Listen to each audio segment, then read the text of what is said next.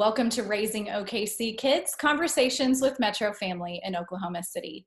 I'm Erin Page, and today I'm thrilled to be joined by Maurianna Adams, Executive Director of Progress OKC, mom, and community leader, to talk about a really exciting new option for local small business owners to secure interest-free loans, and how families and the community can get involved. Welcome, Maurianna.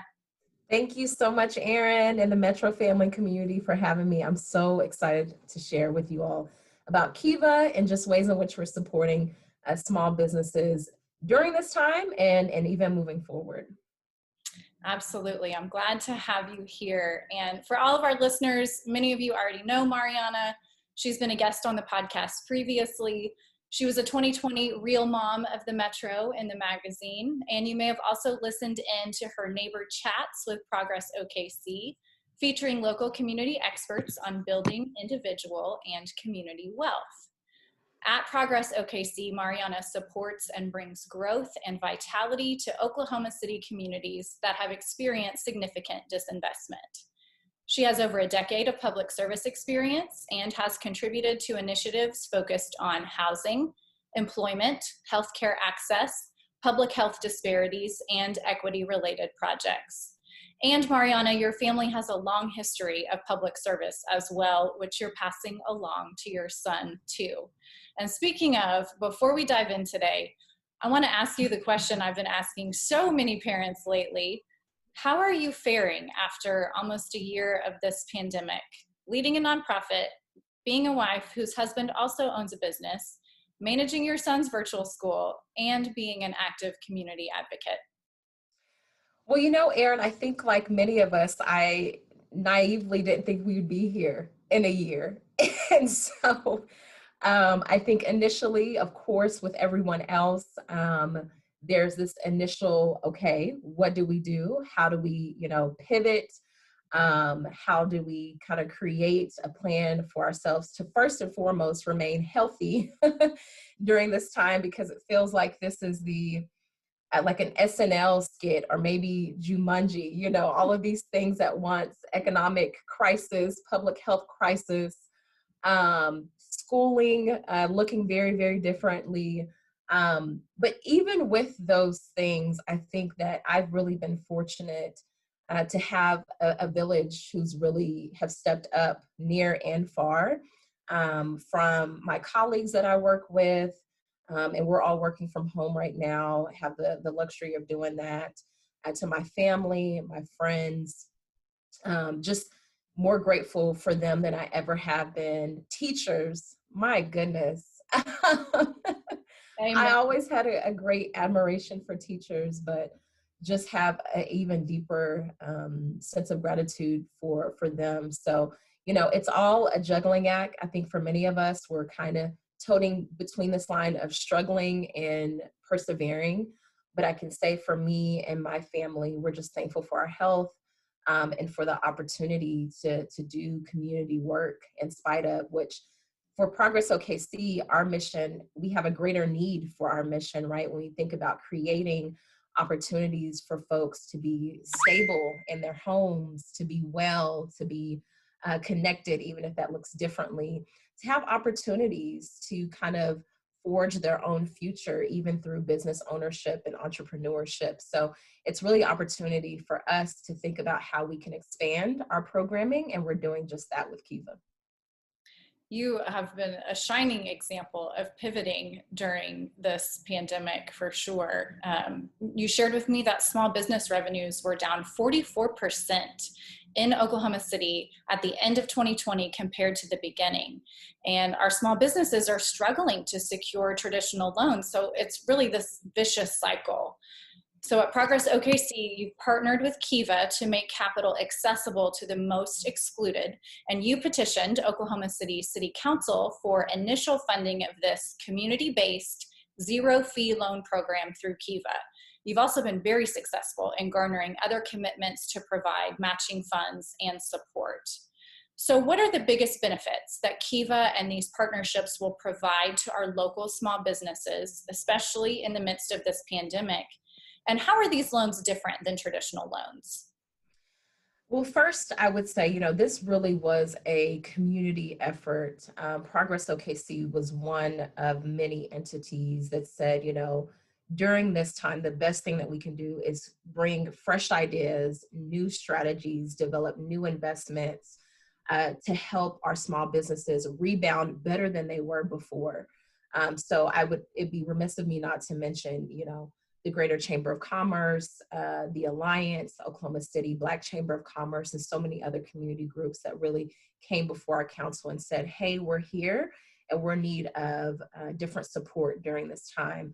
Very few financial institutions, banks, credit unions offer loans of this size. We're talking about $1,000 up to $15,000 because it's very expensive to do that type of work. And even fewer offer it at this rate. As you had mentioned, 0%, no fees ever, which is more of a philanthropic model, right? Compared to that return on investment or bottom line model that banks have to operate and grow within. And so Kiva's mission really is about expanding financial inclusion. So creating opportunities for many more small business owners to access capital, which is so vital. There's no credit, no collateral, no citizenship requirements. There's no minimum years in operations. And they prioritize business owners that have limited income or have experienced financial hardship. And they also value businesses that support their communities, which is so important, especially during this time. So, given the current economic crisis we're in, but surely will not stay in because of layoffs, decreased spending, decreased revenue, many more individuals are experiencing financial hardships, including business owners. So it's that much more important. It's so important that, again, we come to the table with those fresh ideas, those different strategies, different programs, and additional investments to make sure that our small businesses, even the community, recognize that they're the engine of our local economy, and that by bolstering them, we really make our city all the more better. And so I'm so excited for Kiva to be one of many tools that can do that for our small businesses here. When you're looking at long-term benefits, what's your vision for how long-term this partnership positively impacts the landscape of small business in Oklahoma City? And then how can small businesses get involved? Absolutely. Well, because Kiva really is willing to lend where no one else is, this is an essential first step for many businesses to get established within that lending pool. The average loan size for Kiva is around $6,000. However, for many of those borrowers, they return after successful repayment and get approved for a much higher amount. And as those businesses continue to grow, continue to thrive and expand, they're now better positioned to seek higher forms of capital from CDFIs, from banks, from investors, et cetera. But even capital aside, I really hope that this tool, the marketing and networking opportunities it brings to those small businesses, in addition to our amazing network of trustees, that we're really able to create like a cohesive ecosystem for small businesses in Oklahoma City. And when I say ecosystem, I mean a meaningful community with intentional, curated resources to help small businesses every step of the way. So for small businesses, if you're 18 years or older, if you own a registered business, have community presence, and again, are in need of $1,000 to $15,000 for your business, consider applying for a Kiva loan. And outside of that, if you just want to learn more or join other small businesses and leaders as we discuss recovery and really creating shared prosperity through ownership, we actually have an upcoming event.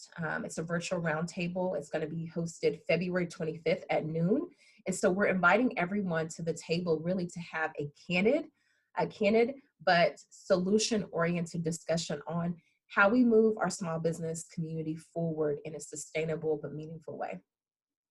I love that. And I love that you talked about it's more than just the capital. There is really a community based through this initiative. And one of the really exciting things to me about Kiva is this opportunity for community members to provide capital and to get included in this process. My family has been very small lenders through Kiva for years, and my kids love the process of helping choose businesses to support and then watching their growth and success over time. So I know my family is really excited to have this opportunity here in Oklahoma City. So how can community members get involved in supporting small businesses through Kiva? And for those families who want to help, what kinds of lessons can our kids learn from being involved in this process? Erin, that's a great question. I think that is one of the most exciting things about Kiva. You know, as a community member, you can become a lender by investing as little as $25 for a neighboring business or business across the Atlantic, right? And so those businesses in turn pay it forward by providing exceptional services. I always think about my favorite chai latte that I get every other day from a small business. But they also hire locally, which is so important, especially right now, and engage with the community. And so, you know, by you paying it, investing again as little as $25 into a business, they're able to pay it forward in so many different ways. But, you know, something that Kiva says that really sticks out to me, they say, dreams are universal, however, opportunity is not. And that really resonates with me as a lesson for my son. I think as parents, I know I'm often guilty of saying you can be anything you want to be when you grow up. But sometimes I say that without providing the context of how anything really relates to access and resources, right? And so there's a reality of inequality within the global financial sector. And so this really gives us an opportunity to talk to our kids about that, but how we can really create an equal playing field by investing our dollar, right? Our chore money, our birthday money, and pulling our money together as a family to become investors, you know, talking about microfinance and what that actually means, learning about so many different industries on the Kiva platform, from agriculture to retail to the food industry. I mean, automotive, it's so exciting. And, you know, so having that type of exposure, I know for my son, when we look at the Kiva platform, him understanding someone else's business story, whether it's in Oklahoma City or Chile or whatever, it really sparks something in him and opens a window into someone else's world that he otherwise wouldn't be connected with. And I think that that's an invaluable lesson for our children. Yes, I love that. I love that. It's been eye-opening for my kids and my whole family as well. And I think there are so many lessons to be learned through that process. And, you know, along those same lines, you mentioned you can get involved for as little as $25. And we've talked about this idea that I think it's easy to get caught up in, that if I don't have a large amount of money to give or loan, maybe especially during this pandemic, whether that's to a local nonprofit or to provide to a small business through Kiva, it's easy to assume that my small gift really doesn't make a difference. Mm-hmm. But I feel like this partnership with Kiva helps flip that notion on its head. And it is a great reminder that when we come together as a community, we can make a big collective difference. So how have you seen this in practice in your public service work? And how will both small businesses and lenders see this concept in action through this partnership? Well, I think that this is a great time, and they don't mind that I share their story, that we talk about a small business in Oklahoma City that actually used the Kiva platform and how they are, the benefits that they've received. So Fertile Grounds, it's a cooperative here in Oklahoma City. Back in 2017, they applied for a loan through Kiva and they were approved for $7,000. And that $7,000 loan was powered by over 120 borrowers, near and far. It enabled their business to update their website, to promote their offerings through Earth Day, through a campaign, and then to shore up their staffing. And so thinking about 2017 to now, over 3 years later, They have seen a 900% increase in their annual revenue. They've nearly tripled their commercial customer base. And then they even landed a deal to provide residential recycling services in an affluent community here in our city. And so the loan is fully repaid, but the dividends of that, the benefits, continue to revolve and again allow that business to pay it forward in our city and in our community. And so I talked to the owner last week, and he told me, he said, what's really interesting, he said something that we didn't even think about. For the 120 borrowers, every year they had invested in us, and then we repaid it back to them. And any time that they received, a fraction of their dollar amount back, they had fertile ground on their mind, right? So it's like this marketing that we didn't even think about. Every time that they received a repayment, they actually were kind of reminded of their initial investment to fertile ground, right? And so we were always on their mind on this monthly basis. And so now we're able to interact with them, continue to interact with them, and them continue to tell our business's story to other folks, and to continue to use the Kiva platform. So I just think about that business. That's one of many businesses that has really seen the full benefits of the platform. And again, 120 borrowers. And so it's not that one person has to come out $7,000, but again, your $25, $50, whatever you can do can make all the difference to our small businesses. And that's what I love about Kiva. It is community-backed lending, right? It's not one person that's, dropping a huge money bag in a business account, right? It's all of us saying that we see value in this business, them keeping their doors open, them growing and expanding. And so we're going to be a part of that. So it's almost this like our shared responsibility to our community. And I love that. And I'm seeing that through Kiva, and then I'm also seeing that in other partnerships as we think of other ways to support small businesses during this time and in the near future. I love that. What a great example of collective power of a group of people. So beyond loans and capital, what else do small businesses in Oklahoma City need most from the community right now? How can we help ensure their success as we hopefully begin to come out of this pandemic? I think one thing that small businesses, that we can do better for small businesses is listen to the needs of those small businesses and meet them where they are. During this pandemic, we even seen at the federal level and here locally the challenges that small businesses, especially underserved small businesses, women-owned businesses, minority-owned businesses, businesses owned by low-income individuals faced when it came to just kind of generating the paperwork needed for some of these federal relief programs. And so we had to think of, how do we meet businesses where they are, literally on their doorstep, and help them every step of the way? And so throughout that, I've really had an opportunity to hear the struggles, but also realize the strength of our small businesses and kind of the agility that they have to keep marching forward. So I would say, in addition to capital, really space, an opportunity, and that's why we're doing our event, to talk about their unique needs during this pandemic and even afterwards in the near future. But also technical assistance is really important.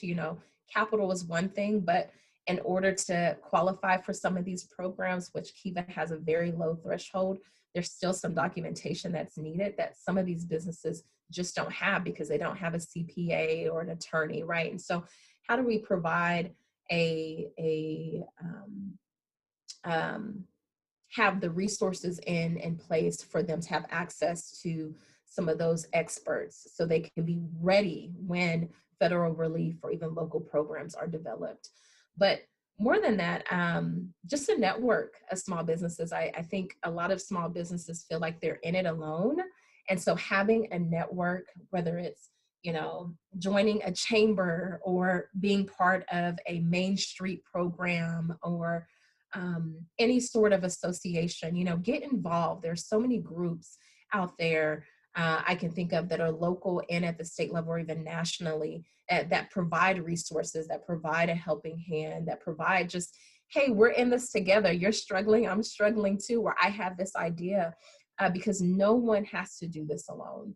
And you shouldn't do it alone. And so I would just encourage those businesses to get involved, with our upcoming events and with some of the groups out there that are really providing a space of healing, being the sounding board, providing the resources that they need to keep their doors open. That's such great advice, Maurianna. And speaking of pivoting, even during this crazy year, Progress OKC has continued to make a tremendous impact on the community. So in addition to establishing this partnership with Kiva, what else has Progress OKC been achieving in our community that you're really proud of? In 2020, we built 5 homes in a underserved community. And so, when I think about business development, I also think of neighborhood development, because those things really go hand in hand. You can't have a thriving neighborhood without a thriving business community and just the relationship between those two. And so being able to have 5 new homeowners in a community is really, really exciting for us. And we're continuing to do that work and going to scale our home building efforts actually this year. So we're excited about that. We've also been able to work with just fantastic partners in different ways around a wide variety of challenges, but also opportunities in our city. And we're going to continue to work with partners around food access, right? And placekeeping, and different activities, again, that just really revolve around improving the quality of life for every resident in Oklahoma City. And so I'm so excited about this Kiva partnership and just overall Progress OKC's mission, and just so thankful that I get to be the servant leader for this organization and work with so many fantastic people. You guys are really doing incredible work. So there's definitely this collective weight on so many of us right now, and perhaps especially on parents. So if you'll be so kind, Maurianna, as to leave us with some encouragement today, tell me, either in your professional life or as a mom or both, where are you finding hope right now? I am finding hope because we're in this, and I know people are tired of hearing it, but unprecedented moment, right? We're in this time that we've never seen before.